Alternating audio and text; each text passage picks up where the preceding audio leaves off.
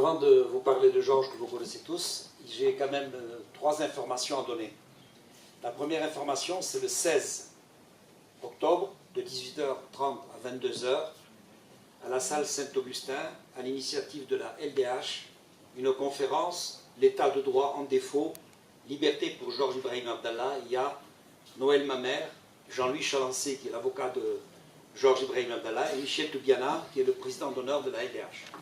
Et le collectif Libérons Georges 33 organise le samedi 17 octobre avec l'association franco-kurde sur la situation en Turquie, la situation de Öcalan, et on a invité Julien Salinck pour nous parler à la recherche de la Palestine. Il a écrit sur une conférence Georges Ibrahim Abdallah et la solidarité, et après il y aura un concert d'un groupe kurde qui joue souvent dans les manifestations, parce que les Kurdes aujourd'hui à Bordeaux et un peu partout sont très isolés, ils n'ont pas de soutien, et cette fois-ci on organise une soirée pour récolter des sous, pour que le samedi 24 octobre, on puisse aller à manifester devant la prison de Lannemezan. On compte sur vous, c'est 10 € la place, on s'inscrit. Merci. Georges Ibrahim Abdallah, pour nous, sans fioriture, est aujourd'hui en détention administrative.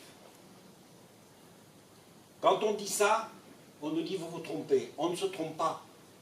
Quand en 2003, la justice a accordé sa libération en première instance, il y a eu un appel par la voie juridique, par le ministère de la Justice et par le procureur de la République, pour faire appel. Et l'appel a cassé cet élément de première instance.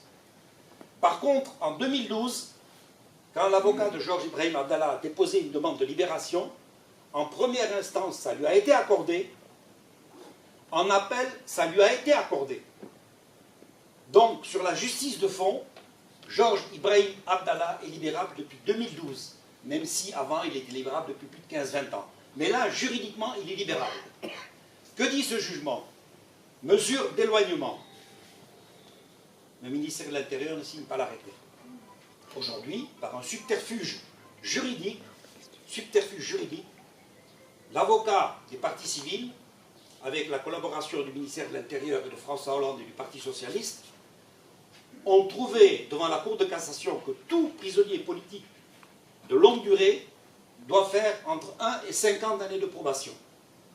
Autant pour les prisonniers français, ça ne joue pas pour les étrangers, puisqu'ils sont immédiatement expulsables.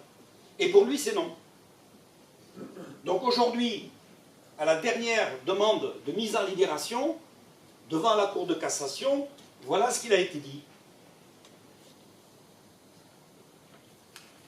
La Cour de cassation dit « M. Georges Ibrahim Abdallah est toujours en prison parce qu'il n'y a pas eu de mesures d'éloignement qui ont été prises. » Si on traduit en français, ça veut dire que la justice, ça veut dire que l'arrêté ministériel n'a pas été signé.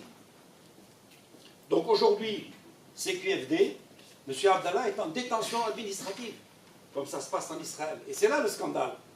Et je crois qu'on compte sur vous. Et je vous rappelle cette phrase qu'écrivait Gérard Spitzer, ancien FTP et ancien militant aux côtés du FLN, dans sa lettre parue dans Le Monde du 1987. Il écrivait pour Georges à l'époque « Le seul sursaut d'honneur viendra de ceux qui se placent en dehors du consensus des puissants de ce monde. » Merci.